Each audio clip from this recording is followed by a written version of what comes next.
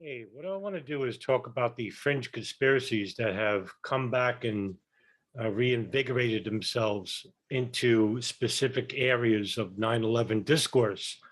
Throughout the last 21 years, there have been a number of fringe conspiracies that started back as early as 2001, in the weeks after 9/11, that have still permeated into society today. This is a reoccurring theme that happens in one specific group of people. That is the 9/11 truth movement. And there are people that are not affiliated with 9/11 truth movement that are, as I could say, I guess, more interested in trying to ascertain truth without the need to apply fringe conspiracies to their points. Now, there are skeptics and there are debunkers, but the truth movement has seemed to be afflicted with these fringe conspiracy theories. And when I say fringe, I'm talking about irrational conspiracy theories. And there are rational conspiracy theories. One such rational conspiracy theory is that the planes themselves could have been remotely guided while the hijackers were inside them, as well as the passengers and crew, without their knowledge. And it could have been from the Boeing uninterruptible autopilot.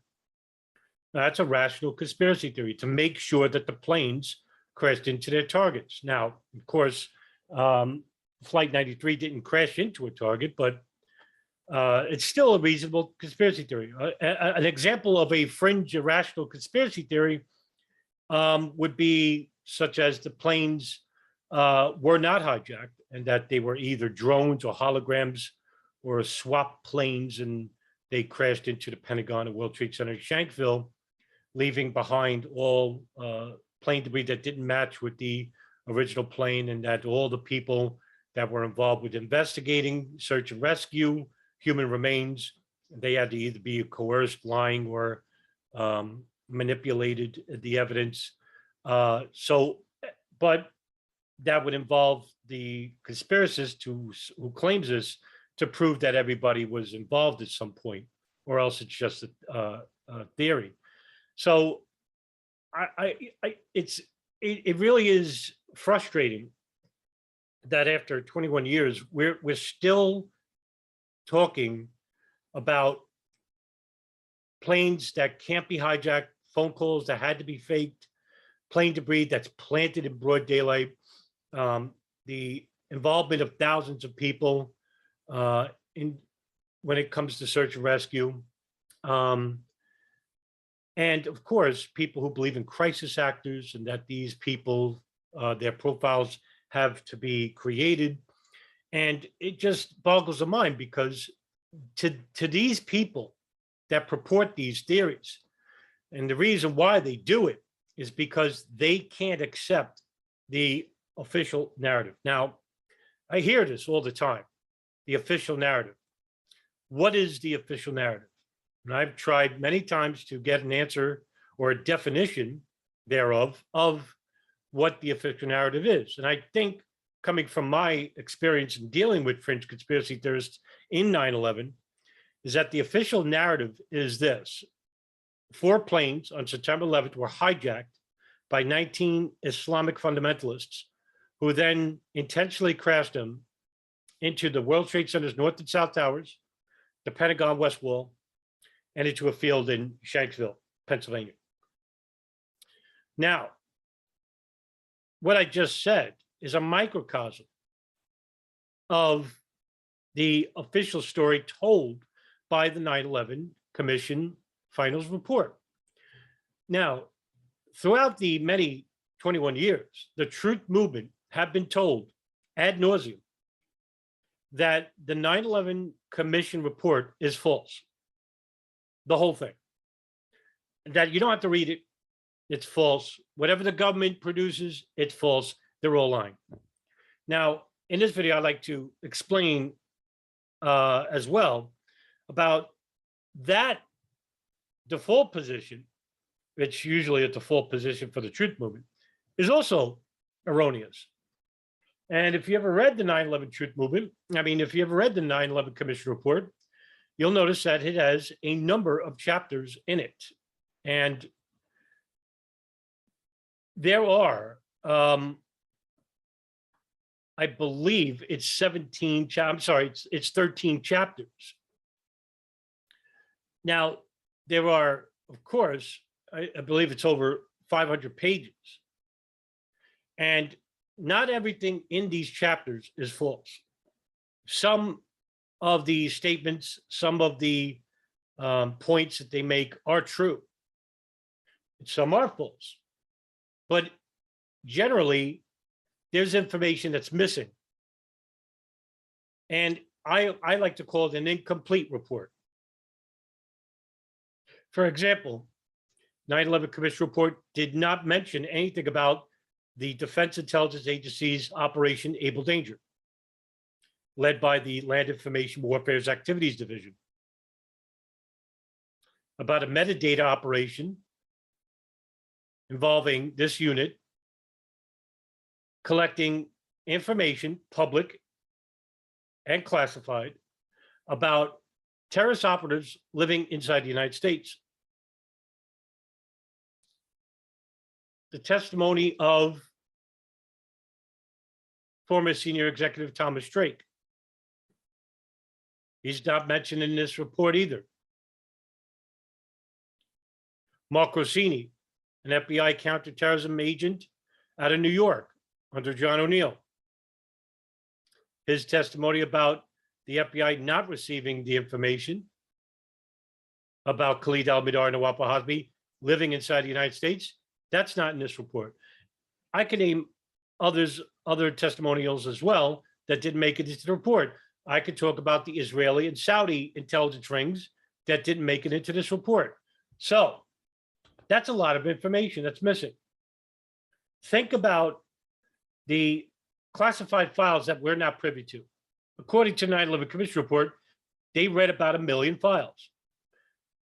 I would say that there's probably an equal or more than amount of that classified that they didn't get to. Now, that was the argument of Max Cleland, who was a former 9/11 commission panelist, who said that Philip Zelikow, the director of the National Commission, basically didn't allow for certain commission members and panelists to read certain files about certain things. The fringe conspiracies, basically, the conspiracists basically just throw out the whole report, including, and they don't even barely mention another inquiry called the Joint House Inquiry Report, which investigated the intelligence agencies. They don't mention the Pent Bomb FBI report, which was a bigger investigation, the biggest FBI investigation in their history, was involving the investigation of September 11, 2001, about additional hijacker cells that were going to hijack other planes on September 11th and beyond, which was a cover-up by the FBI, to cover up the Saudi role.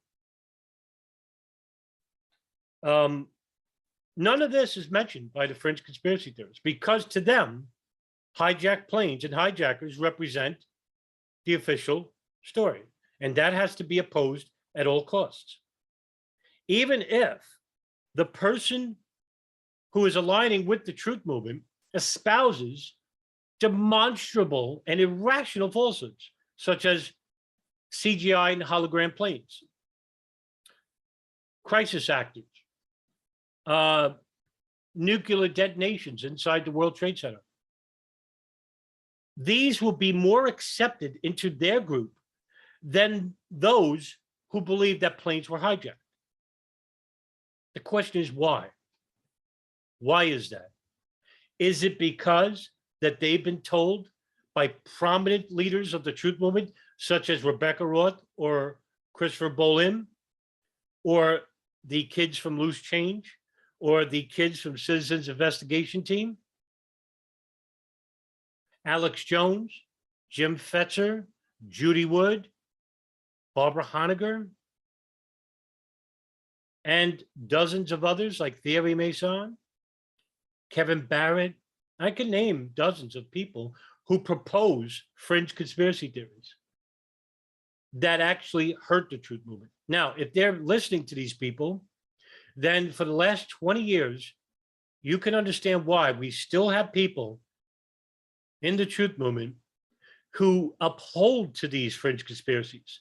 It's hard to get rid of a theory because you don't like to admit that you yourself are a victim because you had faith in that person because he's on your side. You know, the CIA, the Israeli Mossad, the State Department, the Saudis don't have to do anything. They're allowing you to purport these theories, which basically absolve them all from having 9/11. And how is that? You're probably saying. Well, think of it like this. If the NSA and CIA were monitoring phone calls of Osama bin Laden and a communications hub in Yemen, which I've repeated ad nauseum in most videos, for years prior to 9/11, and that they involved, or maybe that the Israelis and Saudis had their own investigation and illegally conducted operations following these people, along with the NSA and CIA withholding information about the al-Qaeda operatives who were involved with September 11, 2001, for 2 years inside the United States and never told anybody. Some of these foreign intelligence rings actually were assisting members of the 9/11 hijacking team. The art student ring, the moving companies from the Israeli Mossad, all throughout the Southwest and Northeast, involving with the monitoring of members of the Hamburg cell who were involved with the hijacking of American Airlines 11 and United Airlines 175 and United Airlines 93. Out west, the Saudis, investigating Khalid al-Mihdhar and Nawaf al-Hazmi, involved with the hijacking of American Airlines 77, as well as the signals intelligence operations that were happening abroad, as I mentioned before, from the NSA and even in part CIA. All of this goes away when there's no hijackers. But you say, there are some of us that believe that they did hijack the planes, but that there was a swap over in midair. However, you still have to prove that those people on that plane somehow were killed somewhere, were taken somewhere hostage, and that all the evidence involving plane debris, the technical and analytical data that was retrieved from some of the debris, the technical and analytical data that was happening at the National Transportation Safety Board and the Federal Aviation Administration, the thousands of people that were involved with the search and rescue involving New York City, Washington, D.C., and Shanksville, Pennsylvania. All the human remains have to be manipulated, manufactured, dumped at all these sites. All of this has to be proven first. Then your theory becomes fact. You don't get to assert these theories and then claim that they are reasonable and therefore a workable theory. The reason why these are irrational theories, because they involve a high number of people from the public sector who you have to ensure that they remain silent or that they are plants.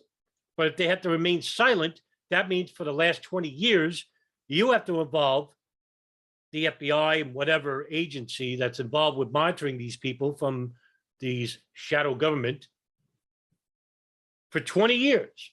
Now think of all the thousands of people that were involved with the search and rescue in New York City, Washington, and Pennsylvania, ensuring that these people go in line with the story for 20 years. To you, this is more reasonable than a plane being hijacked and then crashing unobstructed into the World Trade Center, Pentagon, and in Shanksville. To you, as I said before, the irrational will be more accepted into the fold rather than agreeing to the official narrative of hijacked planes because you were told for 20 years that this represents the official narrative from the government. The problem with this is simple, is that for 21 years, you have gotten nowhere. You have not charged anybody for these crimes. You have not even implicated anybody in these crimes. Instead, you've made videos on YouTube, written articles, done documentaries and films, heck, even held lectures. And what has that accomplished? Nothing. Currently, you claim to be in court, but yet you're not really in court. You're actually trying to be heard. That's the Lawyers Committee for 9/11 Inquiry. Currently, you're still fighting for the right to be heard. I support such. But when you have fringe conspiracy theorists like Jane Clark and Bob Honegger involved with your group, I have to question whether you're serious or not, because these are the same people who purport that planes will be swapped over and that all the evidence found at all three sites are manufactured or manipulated in some way. And you as lawyers basically would accept this as a reasonable speculation instead of vetting these people and saying, well, what is your evidence for such a theory? Instead, you just accepted them because people like Paul Thompson and Kevin Fenton and maybe John Gold and later on myself and Ryan Dawson and DJ Thermal Detonator, we're considered the defenders of the official narrative because we know that these planes were hijacked and crashed where they crashed. We represent the other side of the field to you. And therefore, yeah, you may respect some of us, but you sure as heck are not going to put your eggs in our basket because you can't get over the fact that planes were hijacked. You know, all these years of conducting studies into this event, I've grown frustrated, disconcerted with these people that purport these theories. It's a shame because there are some good people that I know on the truth movement side that have a good heart, that their intentions are good, but that they're being misled. How do you tell somebody they're misled? It's almost like they're in a cult, a religious cult, a political cult, an apolitical cult. And to try and change their minds or to get them to think about their positions doesn't happen overnight. It's almost like a war, a conflict of sorts. People like myself are fighting on two fronts. We're fighting disinformation from the 9/11 Truth Movement and also from the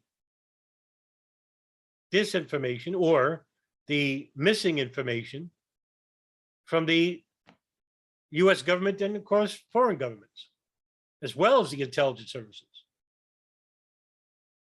There's not many of us because we're 21 years past 9/11 and we're not going to get any more new people like we did 10 years ago because it's now becoming an afterthought.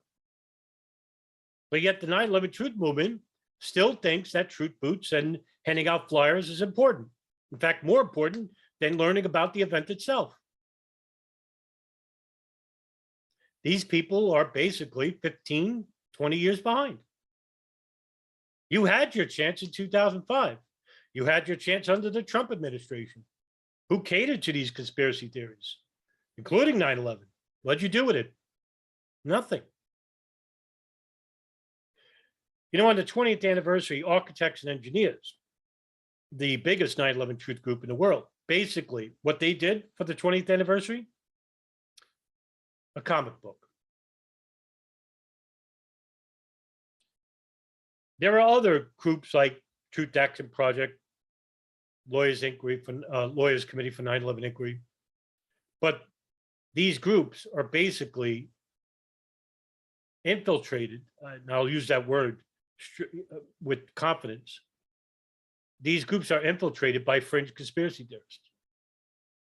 Why don't fringe conspiracy theorists go to the debunkers or to the skeptics? No, they go to the truth movement because the truth movement involves a much larger percentage of people. Initially, the truth movement was created by the 9/11 victims' families, the Jersey widows, but they never called themselves a truth movement. They're the only real truth movement because they actually got a national commission to form, the 9/11 Commission. And even though most of their questions went unanswered, they still could take credit that they are the only 9/11 truth movement that basically got something done. Immediately after that, what happened? Loose change, films like In Plain Sight, A New Pearl Harbor, and all the fringe conspiracy theorists basically went to the 9/11 truth movement because they didn't vet anybody. There wasn't like a national leader or a national group of people that came in and vetted these people. Everybody that was against the government could be involved, no matter how irrational you are. And people like Alex Jones and Jim Fetzer and Thierry Mason took advantage. And in came much more volatile, much more egregious fringe theorists like Judy Wood, John Lear, Morgan Reynolds, Nico Haupt. And what happened is that slowly the 9/11 truth movement, which was a force in the very beginning, started to take a more nefarious and dark turn.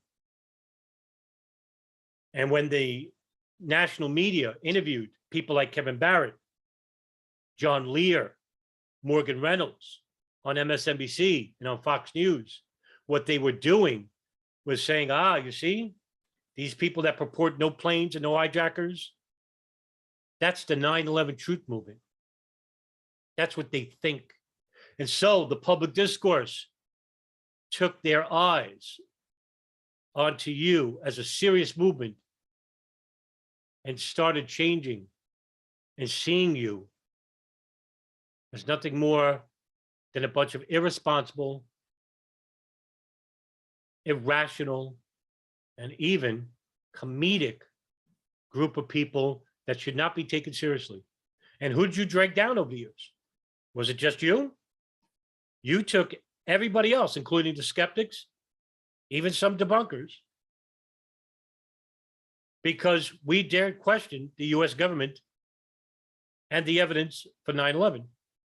So by default, we're also labeled as fringe conspiracy theorists. And you continue to do this repeatedly over the years by allowing anybody to join your ranks because you have to oppose the official narrative, which is a vague label anyway. This is what the fringe conspiracy people did in the 9/11 truth movement. They took it and destroyed it. And now there's very few of you left. Your groups have been downsized, downgraded.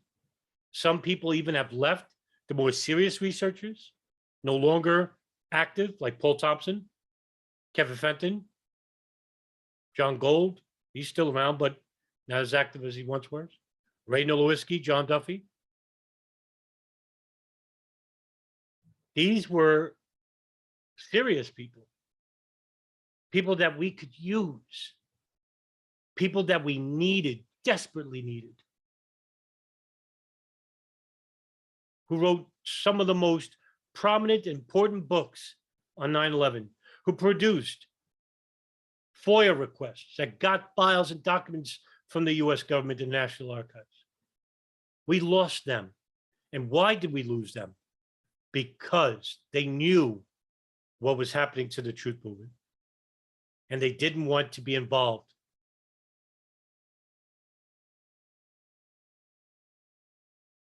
The 9/11 truth movement, unfortunately, has done more damage to 9/11 than the CIA, the NSA, the Israelis, the Saudis combined. And now, what are we left with? We're left with remnants, ghosts of a movement that was once prominent, that was once hopeful, and turned it around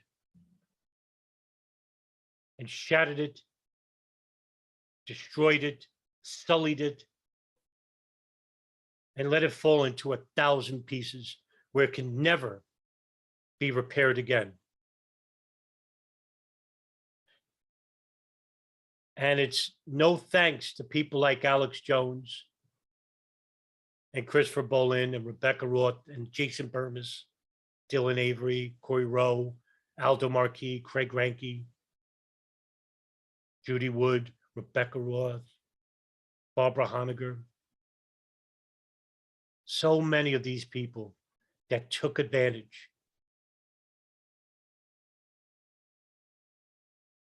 And I hope I'm wrong, because I'll continue to do what I do, even though there are times where I think it's a fruitless battle, but I have to believe I'm reaching somebody, anybody.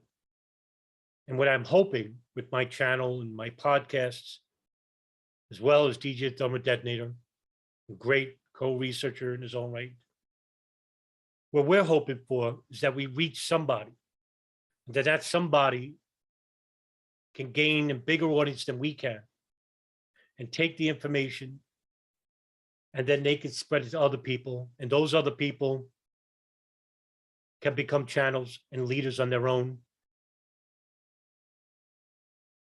and they reach a big audience, and so on and so on. That's how you build a movement. That's how we can make change. That's what I got to believe. Because I'm not fighting for nothing, fighting for something. And yeah, doing videos and writing articles and stuff, or producing documents and files for free on my WordPress, is comparison is very minuscule to what other people are doing. But it's something. I'm trying to educate, or try to re-educate a badly misinformed public. Because I want to hold somebody accountable. And we can't do that if we don't have evidence, if we don't have reputable people involved in the fight for real justice. And even if that's seen as a pipe dream, we still got to put in the effort. Because if you have children and that they're the future, you can't look at them in the eye, basically said you tried when you didn't.